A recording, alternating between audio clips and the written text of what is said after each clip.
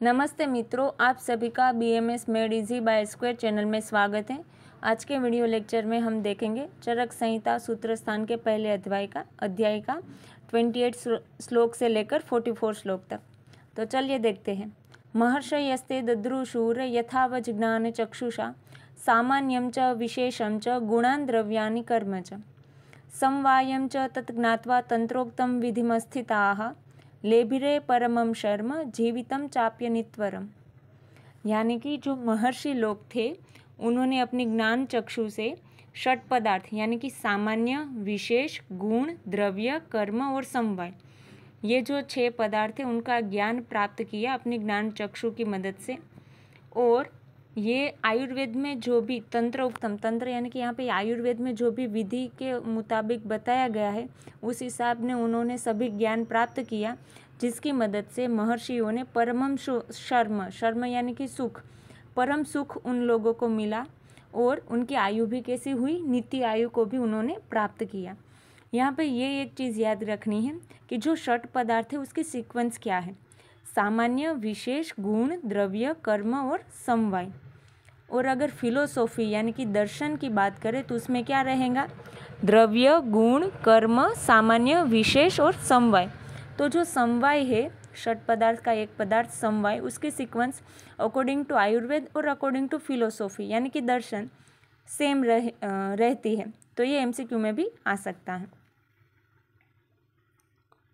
अब देखते हैं नेक्स्ट।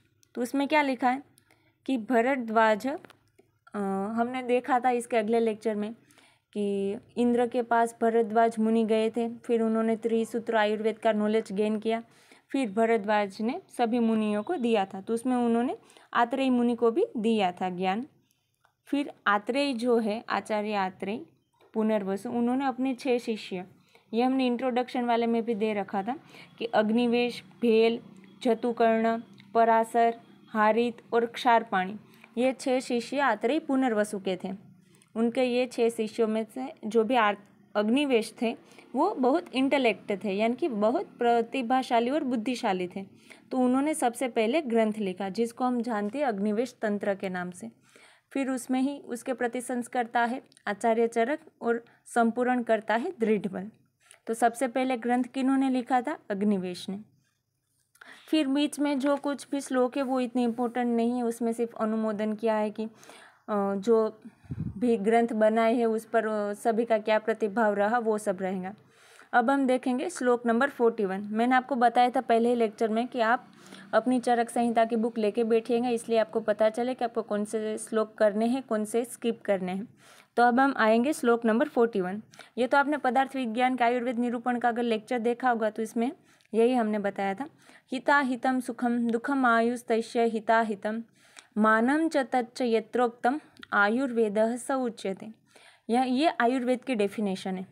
यानी कि आयुर्वेद हम कैसे बोलेंगे, हितायु, हित प्लस अहित, आपने संधि पढ़ी होगी तो पता होगी, दीर्घ संधि, हितायु, अहितायु, सुखायु और दुखायु, इन सब का जिसमें वर्णन है। मानम यानी कि मेजरमेंट, किसकी कैसी आयु होगी तो उसको हम हितायु बोलेंगे। हितायु का माप क्या रहेगा, सभी आयु कंपेरेटिवली कितनी होनी चाहिए अगर हम आइडियल देखें तो ये सब जिस ग्रंथ में लिखा हुआ है उसको हम बोलेंगे आयुर्वेद। कई आचार्यों ने तो ये तक बताया कि अगर बच्चे का जन्म होता है तो तब उसके कुछ बॉडी पार्ट का मेजरमेंट और वो सब के हिसाब से ही बता सकते हैं कि इसकी आयु कितनी होगी। तो यहाँ पे हमें 4 प्रकार की आयु बताई गई है अकॉर्डिंग टू आचार्य चरक, हितायु, अहितायु, सुखायु और दुखायु। आयु विद धर्म, हितायु यानी कि सबका हित सोचना, हितकारी आयु होना, धर्म, सत्य, ज्ञान, गुड कंडक्ट यानी कि हम बोले तो सद्वृत्त का पालन करना और हेल्पिंग नेचर होना, तो ये सब आएगा हितायु। इसका बिल्कुल ऑपोजिट आएगा अहितायु, यानी कि सेल्फिश होना, ग्रीडी होना, कंजेस्टेड मेंटालिटी होना उसकी, तो ये सब किस में आएगा, अहितायु में आएगा। अब हम देखें कि सुखायु यानी कि गुड हेल्थ, शारीरिक एंड मानसिक स्वास्थ्य, युवा का होना, ज्ञान होना, तो ये सब आएगा सुखायु, यानी कि वो मतलब ज़िंदगी में जो भी चाहे उसको वो सब है उसके पास, कोई भी काम इनिशिएट करे तो उसमें उसको सक्सेस मिलना, तो ये सब आएगा सुखायु में। हेल्थ अच्छी है, हमने पहले ही लेक्चर में दिखा था कि धर्मार्थ काम मोक्षाणम आरोग्यम मूलम उत्तमम, यानी कि अगर हेल्दी है तो वो जो चाहे वो पा सकता है। और सुखायु से बिल्कुल बिल्कुल ओपोजिट आएंगी दुखायु, बैड हेल्थ, शरीर और मानस विषमता, मतलब अच्छी हेल्थ नहीं है, मन में भी विकार है, कोई भी काम स्टार्ट कर रहा है तो उसको सफलता नहीं मिल रही, तो ये सब किस में आएगा? दुखायु में। अब हम बात करें नेक्स्ट, इसकी जो कोटेशन है 42 नंबर की, शरीरेन्द्रिय सत्व आत्मा संयोगो धारी जीवितम नित्यगश्च अनुबद्धश्च पर्याये ही आयु उच्यते। यानी कि इसमें आयु की डेफिनेशन बताएं। पहले आयुर्वेद क्या है, तो उसमें 4 प्रकार की आयु का वर्णन किया है। अब 4 प्रकार की आयु, तो आयु क्या है वो बताया गया है इसमें। कॉम्बिनेशन ऑफ शरीर, इंद्रिय, सत्व और आत्मा इज नोन एज आयु। यानी कि आयु हम किसको बोलेंगे, तो जो शरीर है, इंद्रिया है, सत्व यानी कि मन और आत्मा, इन सभी का जो भी संयोग रहेगा उसको हम बोलेंगे आयु। तो इंद्रिया किसके लिए रिस्पॉन्सिबल होती है? सेंसरी परसेप्शन, इंद्रिया अपने विषय को परसीव करेंगे। सत्व यानी कि मन, माइंड।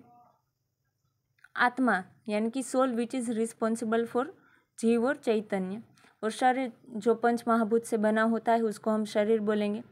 फिर सिनोनिम्स दिए गए आयु के, धारी, जीवितम, नित्यग और अनुबंध। तो धारी यानी कि धारण करना, किसको? शरीर को धारण करना। ये आप सभी लोग नोट कर लेना कि ये जो 4 सिनोनिम्स है उसके मतलब क्या होते हैं। धारी यानी कि शरीर को धारण करना, शरीर को सड़ने नहीं देना। जीवितम, जिंदा कब रहेंगे? जब हमारी सांसें चल रही होगी, यानी कि प्राण को धारण करना।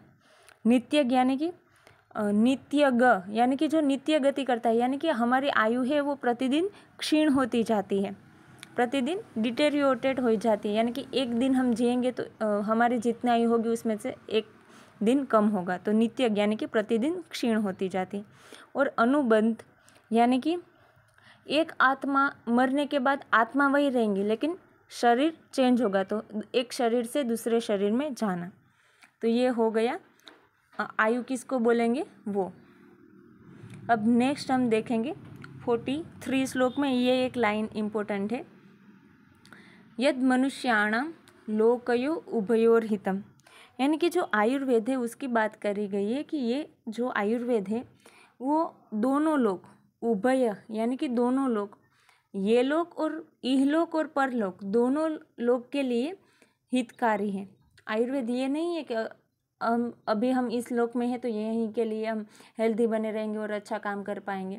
मरने के बाद परलोक में भी आयुर्वेद का, क्योंकि धर्म अर्थ काम मोक्ष आयु से ही मिलेगा और आयु के लिए हमें आयुर्वेद पढ़ना चाहिए, इसलिए बताया गया कि आयुर्वेद इहलोक और परलोक दोनों के लिए एसेंशियल है। अब आते हैं श्लोक नंबर 44। तो इसमें क्या बताया गया है?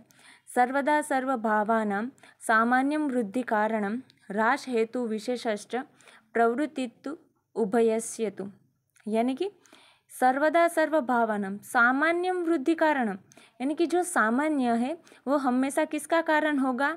वृद्धि का कारण होगा। और ह्रास हेतु विशेषश्च, ह्रास यानी कि कम करना, वो जो विशेष रहेगा वो विरुद्ध रहेगा, इसलिए वो क्या करेगा? कम करेगा। सामान्य हमेशा वृद्धि का कारण होगा और ह्रास का हेतु, हेतु यानी कि कारण ही होता है, ह्रास का हेतु कौन बनेगा? विशेष। तो जो भी अगर हम समान द्रव्य लेंगे तो उससे उसकी वृद्धि होगी। जैसे किसी में अगर ब्लड लॉस हो गया तो हम सीधा ब्लड चढ़ाएंगे तो वो द्रव्य सामान्य हो गया, कि सीधा जो द्रव्य कम है वही द्रव्य हमने चढ़ाया तो वो द्रव्य सामान्य। यानी कि रक्त, किसी में रक्त की कमी है और हमने रक्त की बोतल चढ़ाई तो वो होगा द्रव्य सामान्य। लेकिन अगर हमने बोला कि हाँ भाई ब्लड कम है, हीमोग्लोबिन की भी कमी है, तो हम बोलेंगे कि सरसव, शिग्रू, सरसव नहीं, सहजन, शिग्रू, मोरिंगा को आपका सेवन करना चाहिए, जिससे हीमोग्लोबिन भी बढ़ेगा। या फिर ऐसे फ्रूट्स है, दाड़िम है, तो वो सब आप खाइए जिससे आपकी ब्लड मतलब बॉडी में बनेगा, तो वो होगा गुण सामान्य, कि सेम प्रॉपर्टी वाले हम दे रहे तो वो गुण सामान्य होगा। और कर्म सामान्य यानी कि ऐसा कुछ कर्म कीजिए जिससे ब्लड की वृद्धि हो, तो वो हो जाएगा कर्म सामान्य। विरुद्ध में से हमेशा होगा ऑपोजिट, जैसे कि किसी चीज़ की कमी है और किसी चीज़ की वृद्धि हो रही है और उसको हमें कम करना होगा, तो उससे विरुद्ध देना होगा। जैसे किसी में कफ बढ़ गया है तो हम क्या बोलेंगे, अगर कर्म सामान्य देखें कि भाई आप ज़्यादा हलन चलन कीजिए, व्यायाम ज़्यादा करिए, तो वो कर्म विरुद्ध कर्म विशेष हो गया। फिर अगर हम बोले द्रव्य तो ऐसा कुछ सीधा, जैसे मांस खाना कम कर दीजिए तो आप में फैट कम बनेगा, ये सब। और गुण में तो ऐसे गुण जैसे उड़द है तो वो सभी भारी है और वो सभी फैट बढ़ाते हैं, तो वो सब गुण विशेष में आएगा। मतलब विशेष में क्या होगा, अगर किसी की वृद्धि है, ज़्यादा वृद्धि हो गई और उसको कम करना होगा तो हम विशेष देंगे। समान, जब किसी चीज़ की कमी हो गई और उसको बढ़ाना है, सेम लेवल में लाना है, तो हम सामान्य देंगे। इतना आपको याद रखना है क्योंकि ये ट्रीटमेंट में बहुत उपयोगी होगा। सामान्य और विशेष। प्रवृत्ति ही उभयश्यतु, यानी कि हम ट्रीटमेंट में दोनों का यूज़ करेंगे। किसी चीज़ की वृद्धि होगी तो वहाँ पे हम क्या देंगे, वृद्धि हो गई है तो उसको कम करने के लिए हम विशेष चिकित्सा अप्लाई करेंगे, विरुद्ध द्रव्य देंगे। किसी की कमी हो गई है तो हम सामान्य द्रव्य देंगे। तो आज का लेक्चर यहीं तक हम रखते हैं। नेक्स्ट वीडियो में हम जो बाकी के पदार्थ है वो देखेंगे और आगे का पढ़ेंगे। तो थैंक यू। अगर आपको हमारी वीडियो अच्छी लगे तो हमारी वीडियो को लाइक करें, शेयर करें और हमारे चैनल को सब्सक्राइब करें।